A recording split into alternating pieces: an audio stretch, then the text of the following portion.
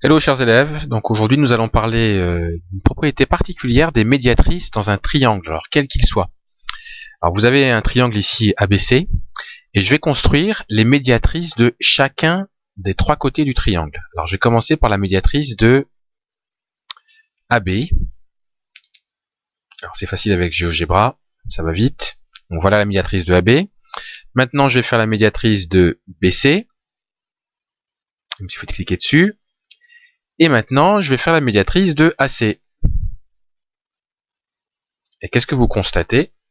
Bien que les trois médiatrices, donc les médiatrices des trois côtés, elles se coupent en un point. En fait, on dit qu'elles sont concurrentes. On dit qu'elles sont concurrentes. Alors, je vais vous écrire ce que ça veut. Enfin, l'orthographe de ce mot. Concurrente. Ça veut dire qu'elles se coupent toutes les trois en un même point. Et ce point, alors on pourrait peut-être l'appeler par exemple O. Soyons fous. Voilà. Alors lui il l'appelle D, c'est pas grave, on va le laisser comme ça. Et donc le point D, eh bien lui aussi, il a une propriété particulière, parce que si vous faites maintenant le cercle de centre D et de rayon A, ou alors B, ou alors C, on peut faire comme vous voulez, eh bien qu'est-ce que vous constatez? Eh bien ce cercle, il passe par les trois sommets du triangle.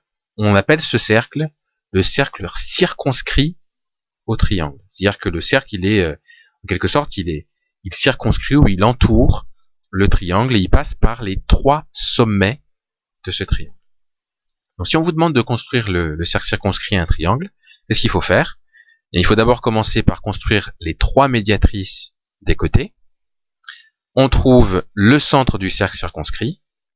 Et ensuite, eh bien, pour faire le cercle, vous savez, c'est le rayon, ça va être de toute façon du centre à l'un des sommets du triangle. De toute façon, c'est exactement les mêmes longueurs.